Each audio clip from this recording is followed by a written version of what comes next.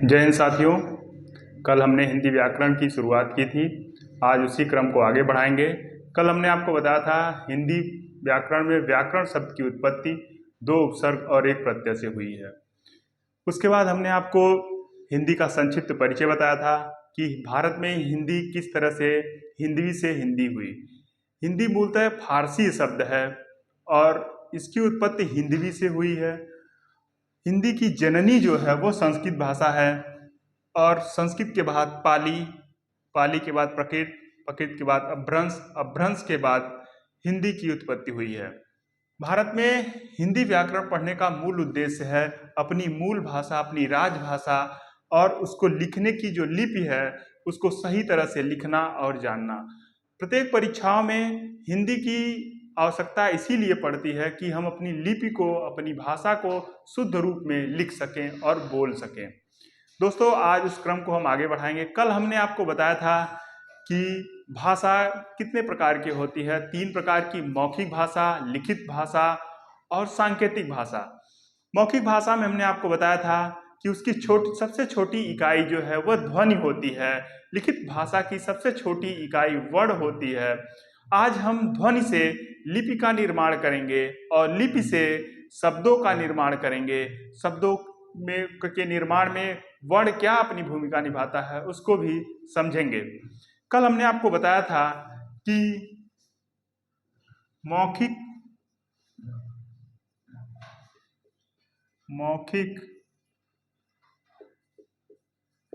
भाषा की सबसे छोटी इकाई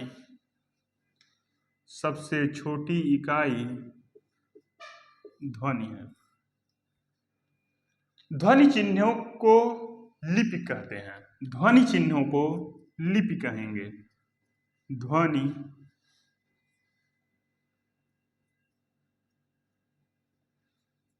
ध्वनि चिन्हों को लिपि कहते हैं।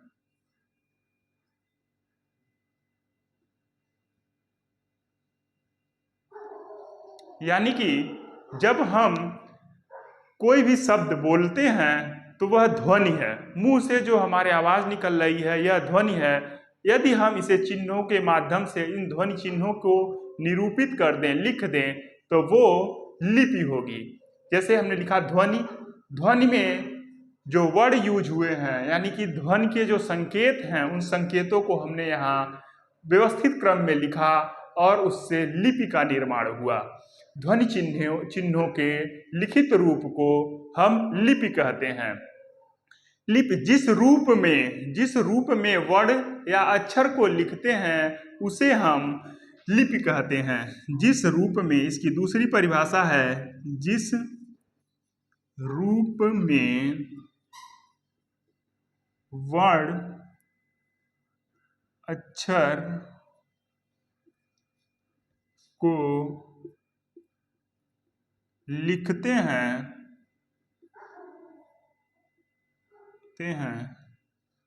उसे लिपि कहते हैं। उसे लिपि कहते हैं।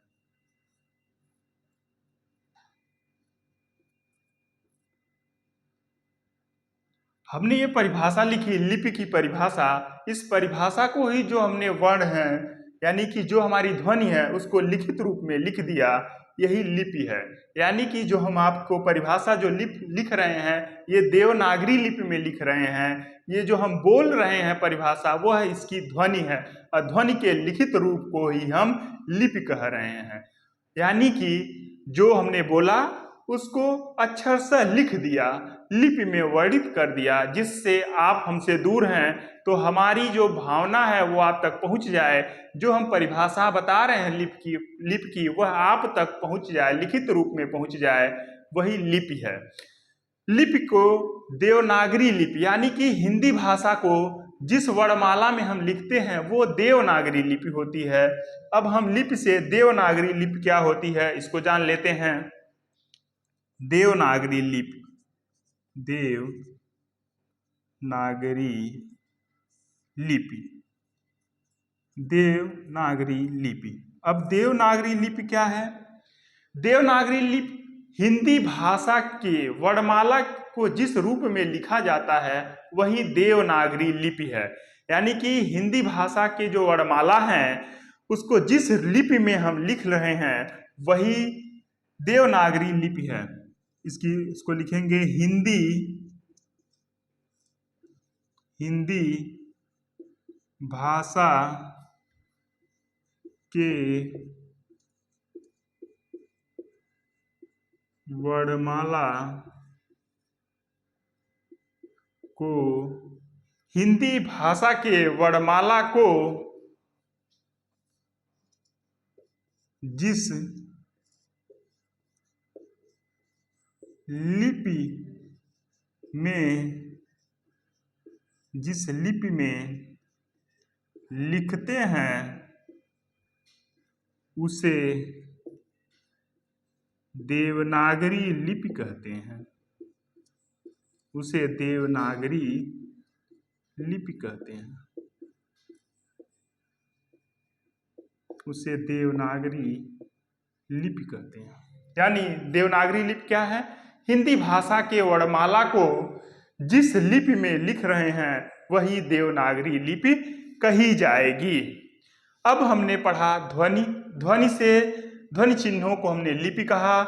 लिपि जो है यानी कि जिस रूप में हम वर्ण या अक्षर को लिख रहे हैं वह लिपि है। देवनागरी लिपि क्या है? हिंदी भाषा के वर्णमाला को जिस लिपि में हम लिख रहे हैं उसे देवनागरी लिपि कह रहे हैं। उसके बाद हम आ रहे हैं अगले पॉइंट पे, ध्वनि।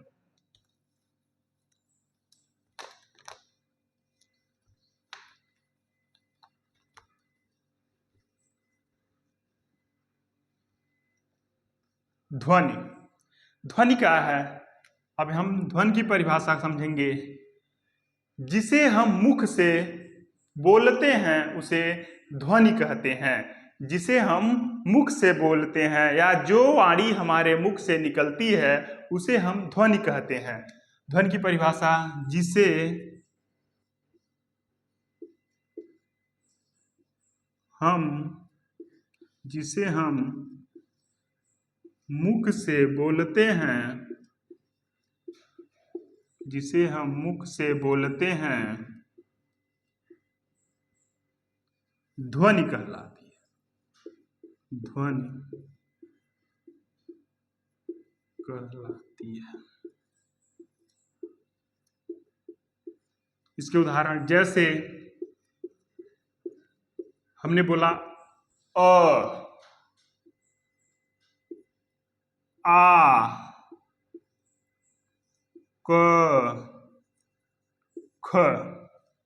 यानी ध्वनि क्या है? जिसे हम मुख से बोलते हैं ध्वनि कहलाती है। जैसे हमने बोला अ, आ, क, ख, राम, र, ज। जब इनको हम बोल रहे हैं तो क्या है? ये ध्वनि है। ध्वनि के प्रकार, ध्वनियां दो प्रकार की होती हैं।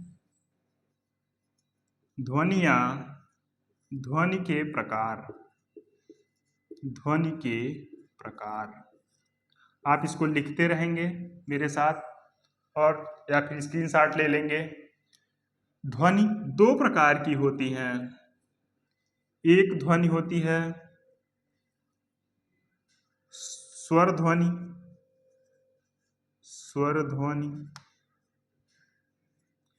और दूसरी ध्वनि जो है वह व्यंजन ध्वनि है। ध्वनियां दो प्रकार की, स्वर ध्वनि और व्यंजन ध्वनि। आपने इसे लिख लिया हो तो हम इसे इरेज कर दें।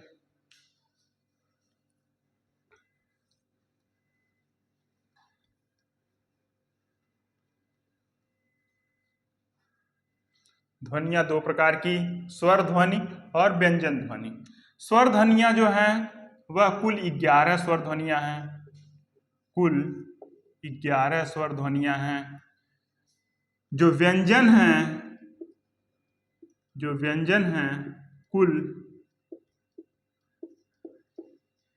33 मूल व्यंजन हैं। कुल 33 मूल व्यंजन हैं।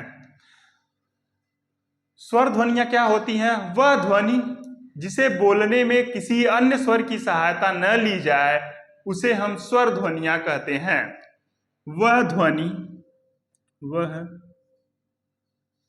वह ध्वनि जिसे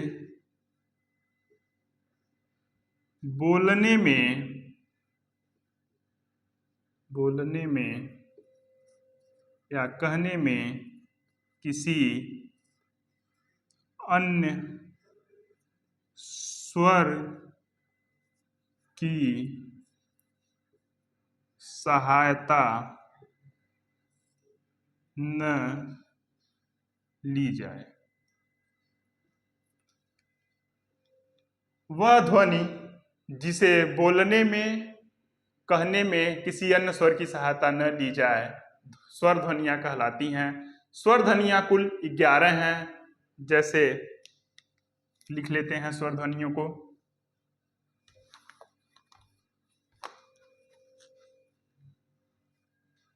स्वर ध्वनि अ,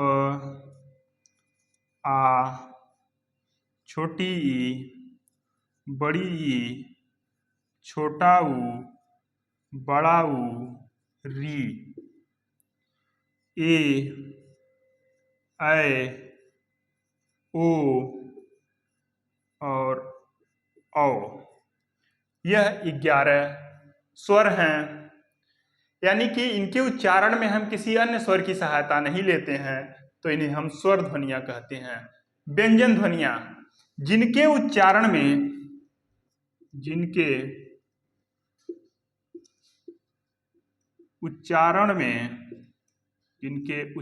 में स्वर की सहायता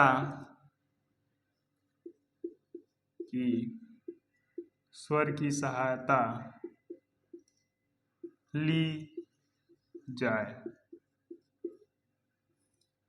स्वर की सहायता ली जाए। यह कुल 33 हैं। जिन्हें हम देख लेते हैं। 33 लिख लेते हैं। इसे अगर आपने लिख लिया है तो हम इसे इरेज कर दें या स्क्रीनशॉट ले लीजिए। यहाँ ले लेते हैं। जैसे 33 में क,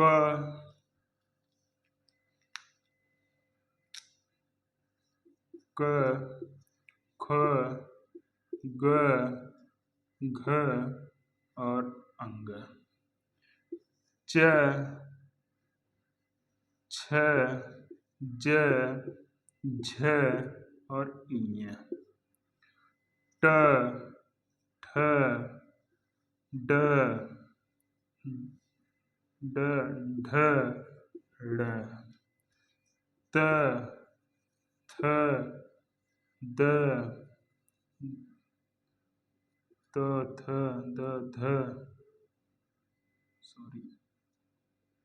ध, न,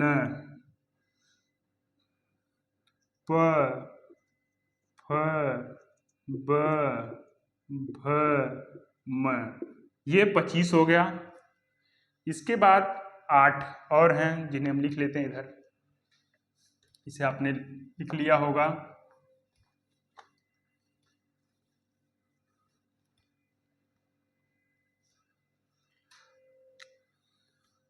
य, र, ल, व, बड़ा स, मूर्धन्य स, छोटा स और ह।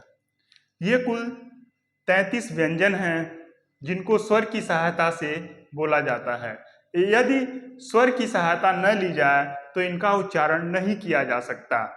अगर इसको हम इससे अ को निकाल दें, यानी इसका संधि विच्छेद करें क को, तो इसको इस तरह से और अ।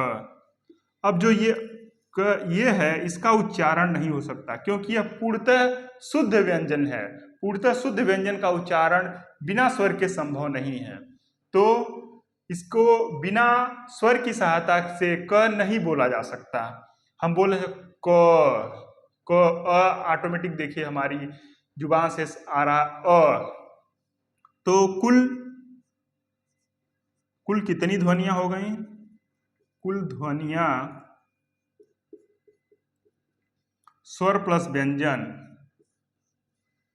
स्वर प्लस व्यंजन। हमने बताया आपको कि 11 स्वर हैं और 33 व्यंजन हैं, तो कुल ध्वनियों की संख्या 44 हो गई।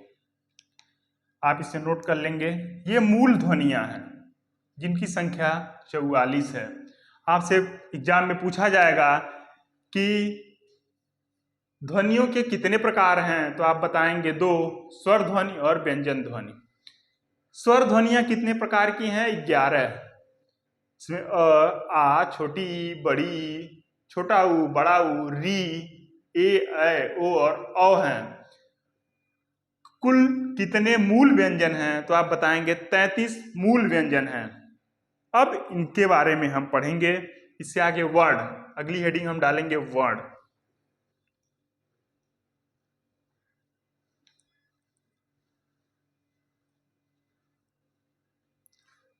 लिखेंगे वर्ड। वर्ण। वर्ण क्या होता है? ध्वनियों के लिखित रूप को,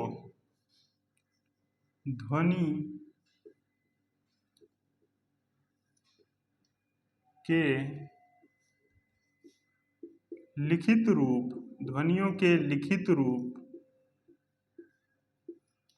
जिसका या जिसका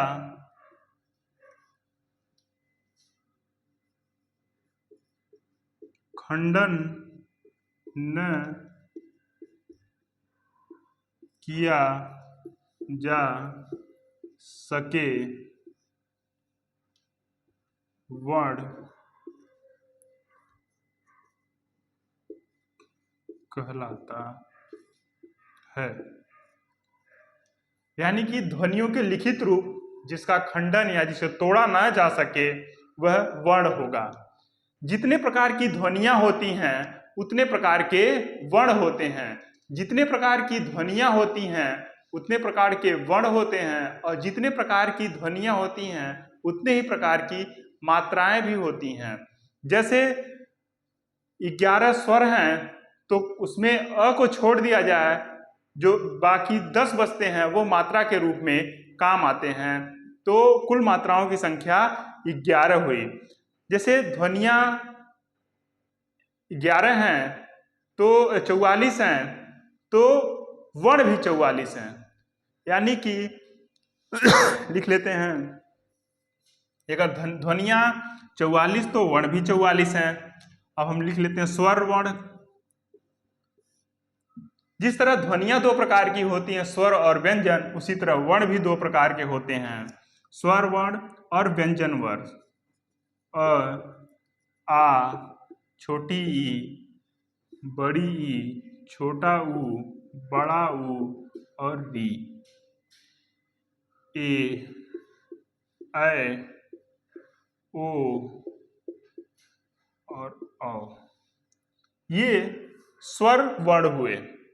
उसके बाद व्यंजन वर्ण आता है। व्यंजन वर्ण हमने बताया था कि ध्वनियां 44 हैं, उसी तरह वर्ण भी मूलतः 44 वर्ण हैं।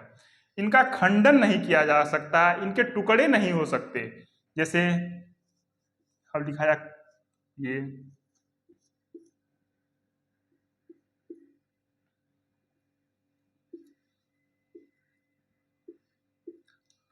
अब इसमें स्वर नहीं है तो इसका उच्चारण नहीं किया जा सकता।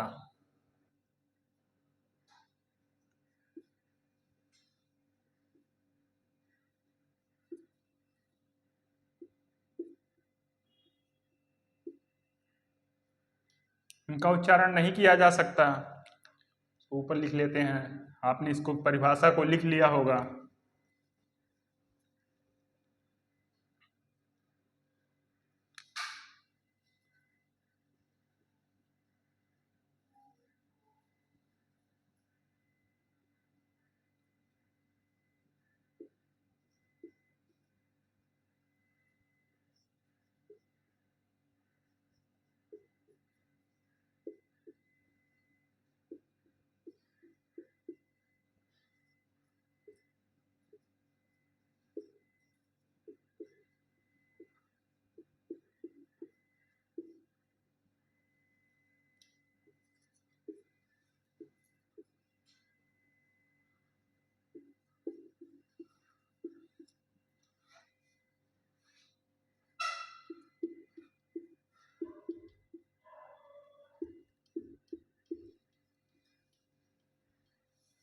अब ये इन वर्णों का खंडन नहीं किया जाता, यह पूर्णतः शुद्ध रूप में लिखे हुए हैं।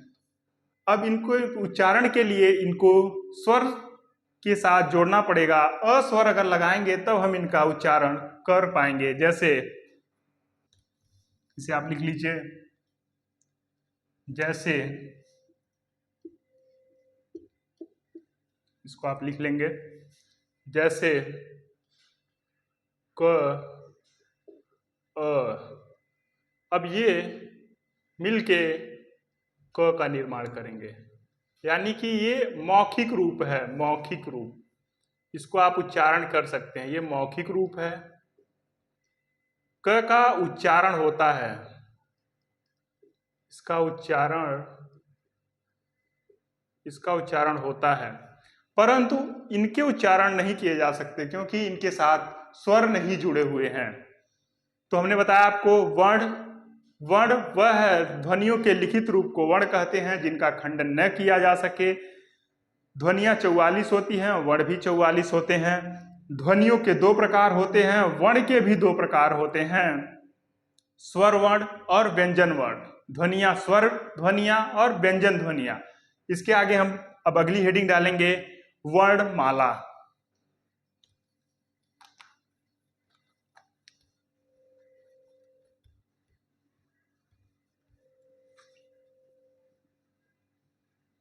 वर्णमाला, वर्णमाला, वर्णमाला दो शब्द है, वर्ण और माला, यानी कि वर्णों के व्यवस्थित क्रम को हम वर्णमाला कहते हैं। जैसे मान लीजिए ध्वनियों के लिखित रूप को हमने कहा वर्ण है, उसी तरह वर्णों के व्यवस्थित क्रम, जैसे कि किसी भाषा की जो मूल ध्वनियां हैं, जो मूल संकेत हैं, या वर्णों को क्रमबद्ध रूप को हम वर्णमाला कहते हैं। जैसे परिभाषा लिखेंगे, किसी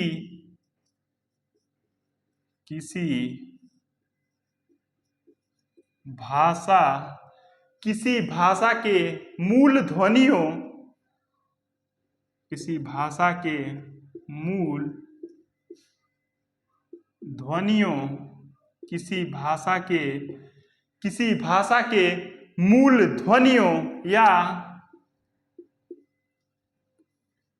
मूल ध्वनियों या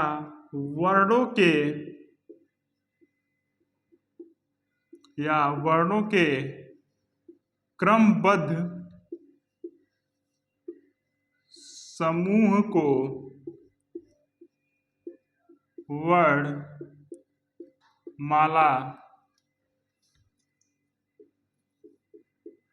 कहते हैं। किसी भाषा के मूल ध्वनियों या वर्णों के क्रमबद्ध समूह को वर्णमाला कहते हैं।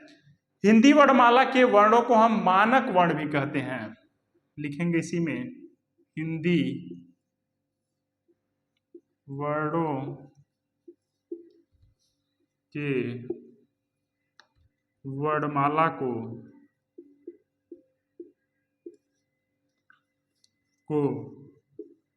मानक वर्ण कहते हैं, मानक वर्ण कहते हैं। इनकी कुल संख्या, कुल वर्ण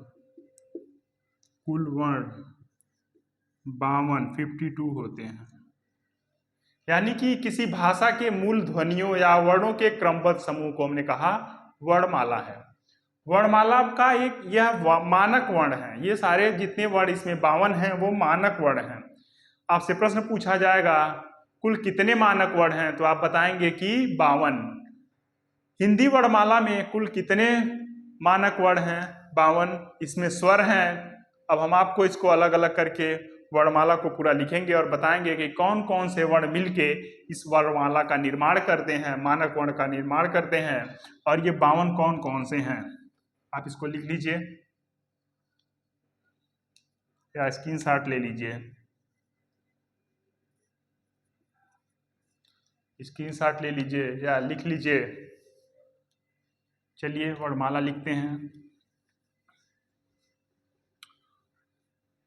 वर्णमाला का निर्माण स्वर, अनुस्वर यानी कि अयोगवाह शब्दों, व्यंजन, वर्गीय व्यंजन, अवर्गीय व्यंजन, उच्छिप्त व्यंजन और संयुक्ताक्षर यानी संयुक्त व्यंजनों से मिलकर बना है। इनको हम लिख लेते हैं। स्वर, कुल 11 स्वर हैं। पहले स्वर, स्वरों की संख्या है 11। हमने बताया अ, आ, छोटी ई, बड़ी ई, छोटा ऊ, बड़ा ऊ, री, ए, ऐ, ओ और औ। ये स्वर हुए 11 स्वर। स्वर के बाद आता है अयोगवाह शब्द। अयोगवाह, अयोगवाह, अयोगवाह को ही नासिक्य कहते हैं। नासिक्य, नासिक्य 2 अर हैं जिसमें अनुस्वार, अनुस्वार, ये अनुस्वार का चिन्ह है। अनुस्वार, अनुस्वार का ही तद्भव रूप है अनुनासिक।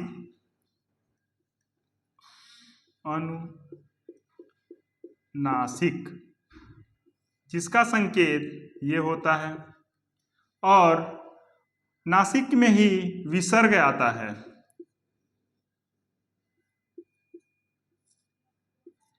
ये विसर्ग का चिन्ह है। दोस्तों, अयोगवाह नासिक जो है 2 हैं, एक अनुस्वार और एक विसर्ग। ये इसका तद्भव रूप है, इसलिए हमने यहाँ लिख दिया 11 स्वर। तो 2 अयोगवाह हो गए। अब आएगा व्यंजन। व्यंजन, व्यंजन में पहले आएंगे वर्गीय व्यंजन। वर्गीय व्यंजन, वर्गीय व्यंजन 25 होते हैं। वर्गीय व्यंजन की संख्या 25 है। इसे आपने लिख लिया होगा। हम इसको मिटा देते हैं, फिर लिखते हैं।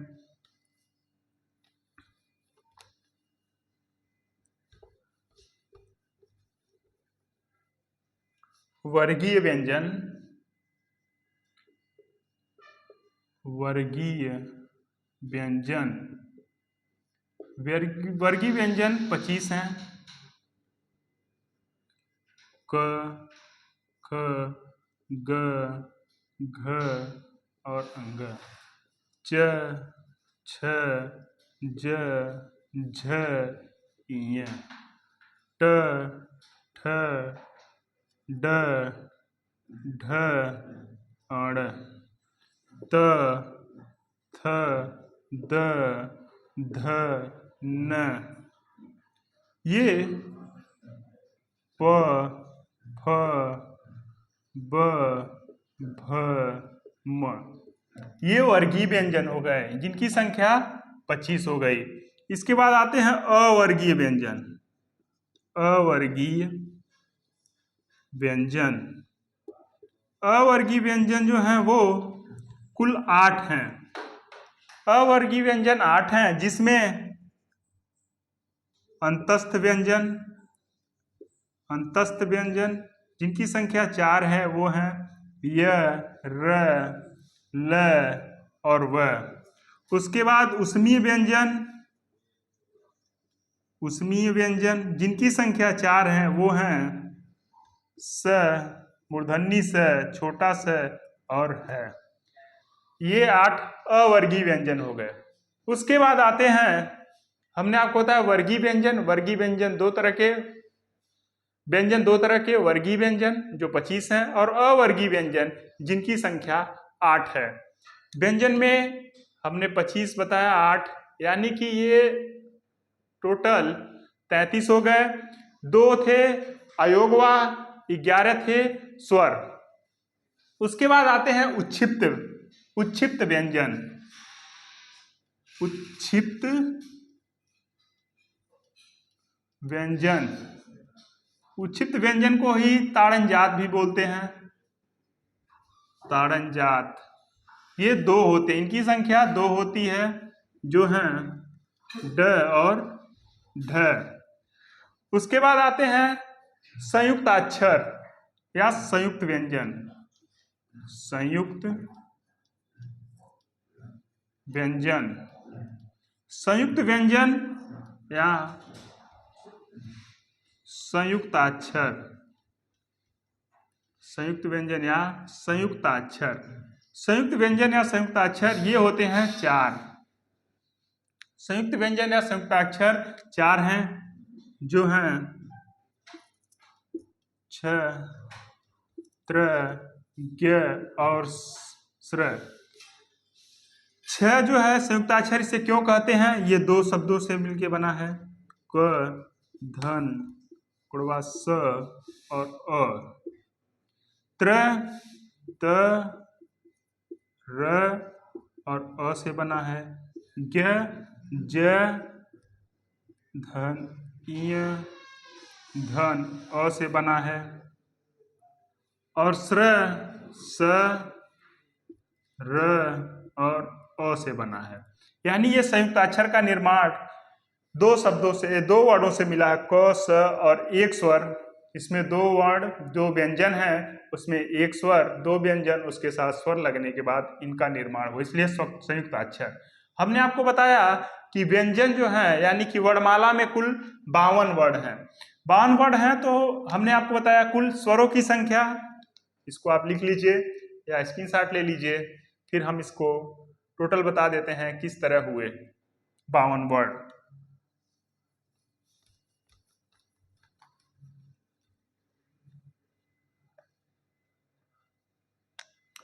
हमने बताया स्वर की संख्या 11। उसके बाद अयोगवाह इनकी संख्या 2। उसके बाद व्यंजन, जिसमें 2 तरह के व्यंजन, वर्गीय और अवर्गीय मिलके, ये 33। उसके बाद उच्छिप्त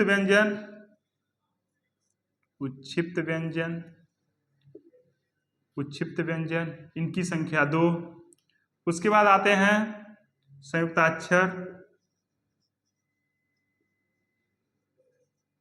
संयुक्ताक्षर जिनकी संख्या 4। ये हो गए 3 3 6 2 8 4 12 के 2, हाथ में आया 1, 3 1 4 1 5, यानी ये टोटल वर्ड हो गए। मानक वर्ड कितने हैं? 52, जिसमें स्वरों की संख्या 11, अयोगवाह 2, व्यंजन 33, उच्छिप्त व्यंजन 2 और संयुक्ताक्षर 4, टोटल 52। ये हो गया वर्णमाला। इसके पहले हमने वर्ड पढ़ा, ध्वनि पढ़ी। अगली हेडिंग होगी मात्रा।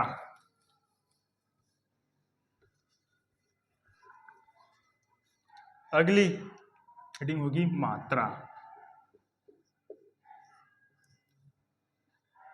अगला टॉपिक जो है वो मात्रा है। हमने क्या क्या पढ़ा आज हमने लिपि पढ़ी, ध्वनि पढ़ा, वर्ण पढ़ा, वर्णमाला पढ़ा। वर्णमाला में कितने प्रकार के शब्द होते हैं, वर्णमाला कैसे बना, इसको हमने आपको बताया। स्वर ध्वनियाँ, व्यंजन ध्वनियों के बारे में बताया। वर्ण में स्वर वर्ण और व्यंजन वर्ण के बारे में बताया। अब हम मात्रा पढ़ेंगे, इसके लिए अब हम अगली क्लास में पढ़ेंगे। धन्यवाद दोस्तों। आपसे एक विनम्र निवेदन है कि आप हमारे चैनल को ज़्यादा से ज़्यादा लाइक करें, सब्सक्राइब करें, शेयर करें और अपने उपयुक्त सुझाव कमेंट बॉक्स में हमें ज़रूर दें। हम प्रतिदिन आपकी अपेक्षाओं पर खरे उतरने की कोशिश करेंगे। अब अगली क्लास कल होगी। उसके साथ साथ हमारा ये प्लान है कि हम 5 दिन आपको पूरी तरह से इसके सिद्धांत या थ्योरी, या ये कहिए कि हम इसको पढ़ाएंगे, नियम बताएंगे, और 2 दिन आपको क्वेश्चन की प्रैक्टिस करवाएंगे।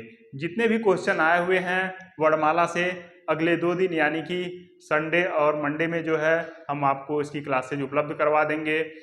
आप इनके साथ साथ, थ्योरी के साथ साथ, सिद्धांतों के साथ साथ आप प्रश्नों का भी प्रतिदिन प्रैक्टिस करते रहेंगे, यानी कि हफ्ते में 2 दिन, जिससे अभी आपकी परीक्षाएं, जिसे आने वाले समय यूपी पुलिस की परीक्षा है, यूपीएसआई की परीक्षा है, बीपीओ की यानी बीडीओ या बीपीओ की परीक्षा है, आरओ की परीक्षा है, तो धीरे धीरे हम पढ़ते रहेंगे और अपने जो लक्ष्य हैं उसको प्राप्त करेंगे। धीरे धीरे कॉन्सेप्ट को सीखेंगे, धीरे धीरे चीज़ों को सीख लेंगे, तब हम आसानी से प्रैक्टिस करेंगे और आसानी से क्वेश्चन को हल कर पाएंगे। धन्यवाद, मिलते हैं अगली क्लास में।